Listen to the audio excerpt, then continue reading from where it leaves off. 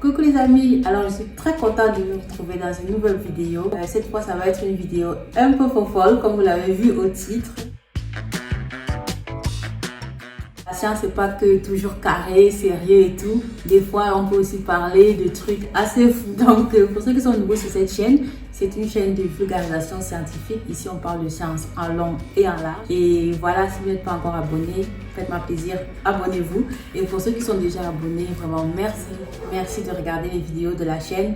Il y a une vidéo qui sort toutes les semaines et qui parle de science. Donc si vous êtes scientifique, un futur scientifique ou alors un féru de science, c'est une chaîne désignée pour vous. Donc en fait, quand on entend prix Nobel, on se dit c'est un puits de sagesse, c'est la science infuse.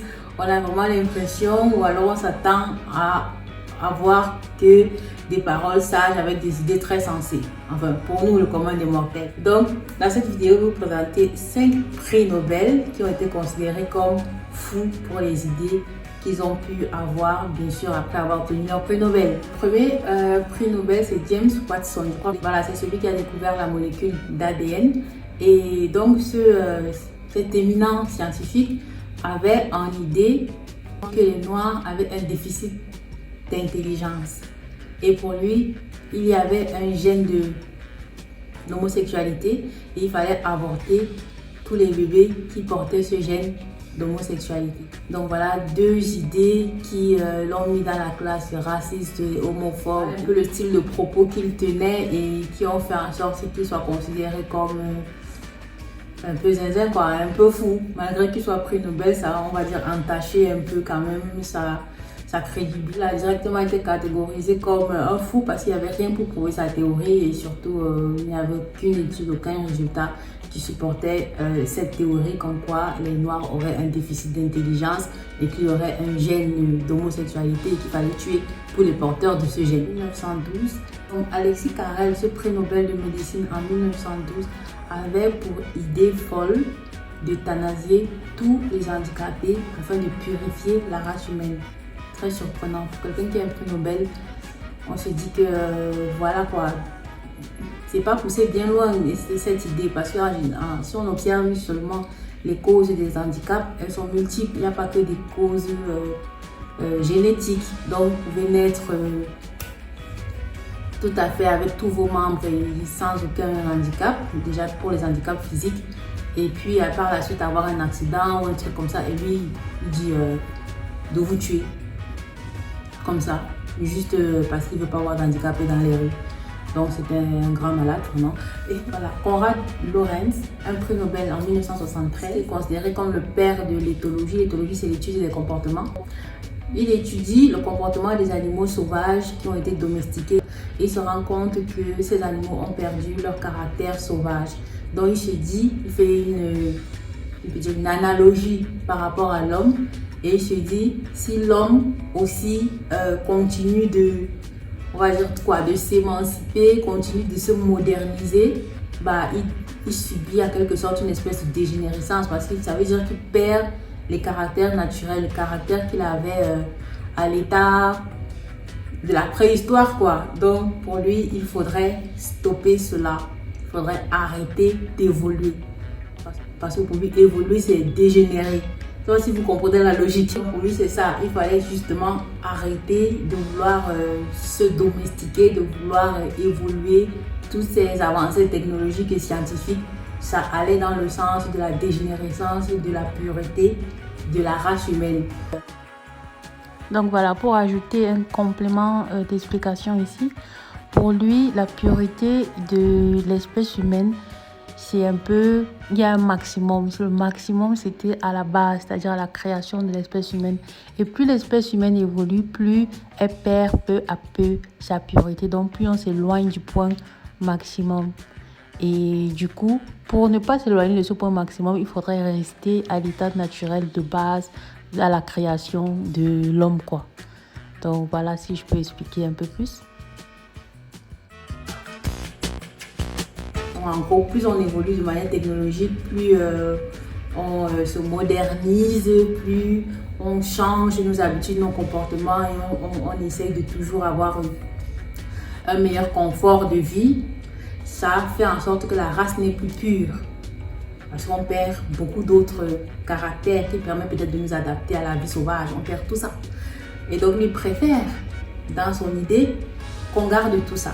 Donc, est-ce que son idée est si folle que ça? En tout cas, il a été classé comme un scientifique fou, un prix Nobel fou, mais dans un sens, est-ce qu'il n'aurait pas raison? Est-ce que ça fait de moi folle? Eza humiliation. Plus on avance vers cette haute technologie-là, on avance vers cette modernisation-là, est-ce qu'on n'est pas au passage en train de perdre notre humanité? Un illettré moko bayabo ayebo komata tito va à l'école te zoba moko ba l'accent français là. C'est la question qu'on se pose. Bon, la question qui s'est posée, enfin lui, il s'est pas posé ça. Il s'est pas posé ça comme étant une question. Pour lui, c'était un fait avéré et clair qu'il défendait et qui lui a valu la classification dans les prix Nobel devenus fous. Donc finalement, peut-être que je ne vais pas soutenir cette idée. Déjà que je ne suis pas encore prix Nobel, il ne faut pas déjà qu'on me classe parmi les fous. Non, non, non. Allez, quatrième prix Nobel. Quatrième prix Nobel, c'est Luc Montagnier il a eu son Nobel en 2008. Il était considéré comme un peu fou à partir du moment où il s'est mis à défendre la théorie de la mémoire de l'eau. Le concept voudrait que l'eau retienne l'empreinte des objets qu'elle a abrités. Donc en fait, lorsqu'une molécule, une cellule a été mise dans de l'eau, l'eau va retenir l'empreinte ou les signaux émis par cette cellule. Et ces signaux peuvent être retranscrits et puis ensuite transférés à une autre cellule. Donc voilà sa théorie. En gros, si vous voulez guérir une cellule malade, vous allez capter les signaux d'une cellule saine qui va être plongée dans de l'eau, pour faire simple. Et une fois que vous aurez ces signaux, vous pourrez les enregistrer sous forme d'ondes que vous allez ensuite irradier sur la cellule malade pour la soigner.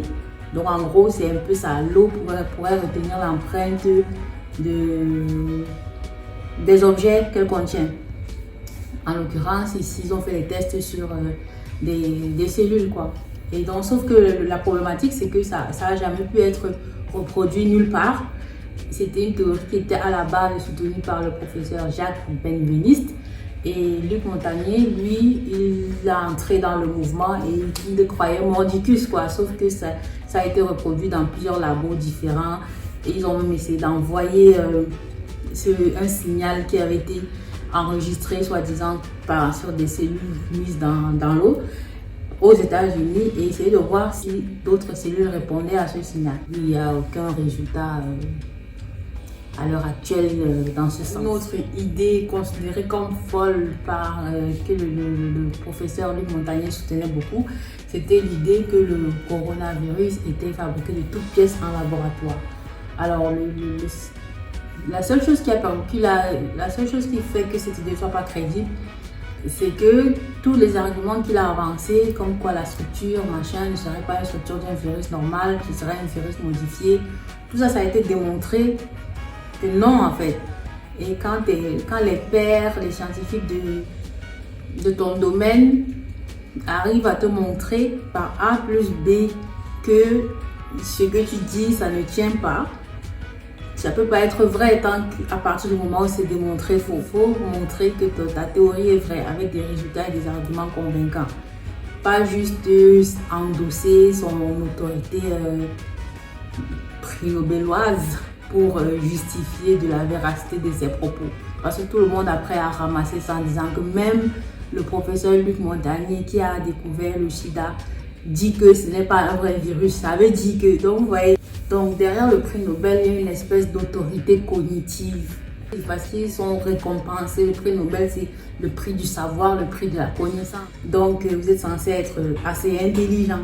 Et l'intelligence voudrait que, enfin l'intelligence scientifique voudrait que vous puissiez démontrer vos hypothèses via une méthodologie bien adéquate et des résultats concluants et répétitifs ou alors reproductifs. Et lorsque ce n'est pas le cas, et que tout le monde vous montre par A plus B que ce que vous dites n'est pas vrai, que vous ne pouvez pas le prouver mais que vous persistez dans votre hypothèse, ça devient de la folie. En plus, le prix Nobel, c'est une respectabilité scientifique. Donc, à partir du moment où quelqu'un qui est prix Nobel dit quelque chose, on a souvent tendance à ne pas aller vérifier parce que justement, il a déjà cet argument d'autorité, cette légitimité que lui accorde le prix Nobel. Et c'est pourquoi d'ailleurs, lorsqu'il allait sur les plateaux télé, dire le coronavirus c'est une maladie qui a été inventée dans les laboratoires et tout, la moitié des complotistes, enfin la totalité des complotistes, la moitié des autres étaient pour, on dirait, adhérer à l'idée sans essayer de comprendre ou de démontrer, parce qu'il n'a pas étudié ce virus dans un laboratoire. Déjà qu'il était plus actif en tant que scientifique. Donc il n'a pas vérifié son hypothèse dans un laboratoire, il n'a pas mené des tests, il n'a pas disséqué ce virus-là proprement dit pour savoir si effectivement c'était fabriqué en laboratoire. Le seul souci avec cette position, c'est que jusqu'ici, elle n'a pas pu être démontrée. Au contraire, elle a été démontrée fausse par les autres chercheurs qui ont ressorti les séquences, analysé les séquences et démontré par A plus B qu'en effet, les coronavirus partagent certaines séquences avec d'autres virus. Et c'est pas pour autant que c'est un mix, un collage de virus qui a été fait au laboratoire. Que le 5e, le dernier prix Nobel qui est devenu fou, c'est un prix Nobel de littérature. Pour une fois, je suis, voilà, on va calmer un peu le jeu avec les scientifiques. Les littéraires aussi sont fous. Et celui-ci est même bien fou. Parce que lui, il a débloqué un autre niveau de folie, un autre niveau. Attendez, vous allez voir. Le 5e prix Nobel, il s'appelle José Saramago, donc j'écris son nom là. Lui, il a publié plusieurs livres à succès, dont l'un c'est Caïn. Et ces livres retranscrivent un peu, donc il réécrit un peu, il romance les histoires de la Bible. Donc dans ce livre, vous pouvez déjà déduire de quoi il parle. Il parle de Caïn et Abel, sauf que c'est une version remixée qu'il défend par la suite et à laquelle il croit. On voit bien qu'il croit à cette version. Donc pour lui déjà, c'est Dieu qui a tort. Déjà, je reviens sur l'histoire de Caïn et Abel. C'est deux frères et qui vont faire des offrandes à Dieu. Et puis Dieu apprécie les offrandes d'Abel et il trouve pas correct les offrandes de Caïn. Donc il complimente Abel et ses offrandes et tout qu'il accepte. Caïn, pris de jalousie, va aller par la suite, par derrière, tuer son frère. Et après, Dieu va demander à Caïn, où est ton frère? Il va dire, est-ce que je suis le gardien de mon frère? Donc voilà un peu l'histoire biblique derrière. Et lui maintenant, il va réécrire ça dans son roman.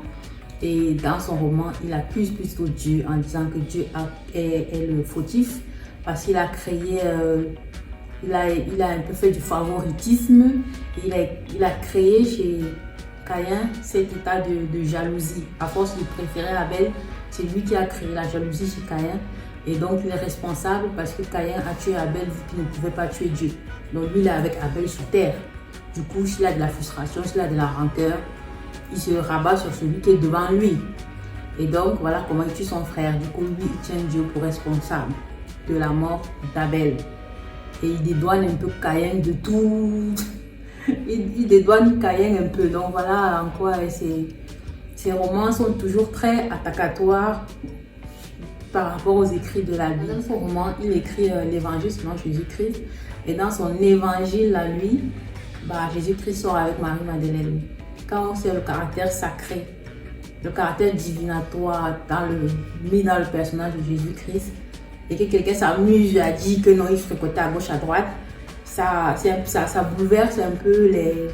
Ça me dépasse. C'est vrai que dans la Bible, il y a beaucoup de trucs dogmatiques, il y a beaucoup d'histoires qui sont censées être acceptées comme telles, et qui sont acceptées comme telles par les chrétiens. Mais voilà, le fait que...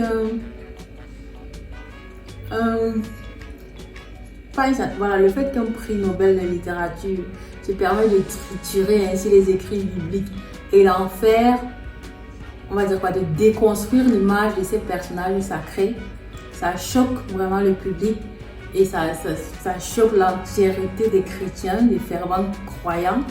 Et ça fait en sorte qu'il est classé directement chez les fous. On va venir dire à des fervents croyants comme ça qui adorent leur Dieu, qui adore tous les dieux, le Père, le Fils et l'Esprit Saint, venir leur dire que non, la Bible qui est considérée comme la parole de Dieu, tu viens dire là devant tout le monde avec vêtu de ton prix Nobel dire qu'en fait la Bible c'est un recueil de cruauté, de perversité, machin et tout.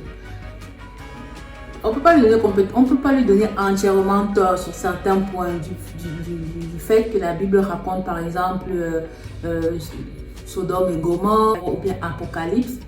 Pour généraliser, pour dire que non, la Bible c'est un recueil de mauvaises mœurs et de cruauté. Mon ami, tu dis ces choses parce que tu ne pries pas. Donc ça, on dirait vraiment qu'il fait tout et tout pour choquer. Et on sait qu'au jour d'aujourd'hui, c'est un peu une politique marketing. Donc du coup, on se pose la question, est-ce que lui, c'est un fou qui croit vraiment à tout ce qu'il dit, toutes ces versions déformées de la Bible? Ou alors c'est juste quelqu'un qui a compris la stratégie marketing de nos actuels, modernes, et qui joue dessus pour faire vendre ses livres? Chacun va répondre comme il veut à cette question, mais bon. Moi, je pense plus que c'est purement de la stratégie marketing. Tu ne peux pas tout vouloir contredire dans la Bible. C'est vrai qu'on utilise nos cerveaux quand on est scientifique pour se dire que ici, là, je crois seulement parce qu'il y a la foi. Mais sinon, si j'ai réfléchi avec ma tête, je ne crois pas. Mon ami, tu dis ces choses parce que tu ne pries pas. Mais là, lui, il contredit carrément tout. Non seulement il contredit tout, mais il réinvente tout. Et des histoires surgissent de partout. Donc voilà, c'est la fin de la vidéo. Je vous ai présenté 5 prix Nobel qui seraient devenus fous. Maintenant, entre génie et folie, on ne sait pas trop où est la frontière. À vous de décider si ils font vraiment partie du classement ou alors tout a été mixé, tout a été confondu. Donc merci d'avoir suivi la vidéo et n'hésitez pas à revenir pour une prochaine vidéo sur cette chaîne. Merci. Tchuss.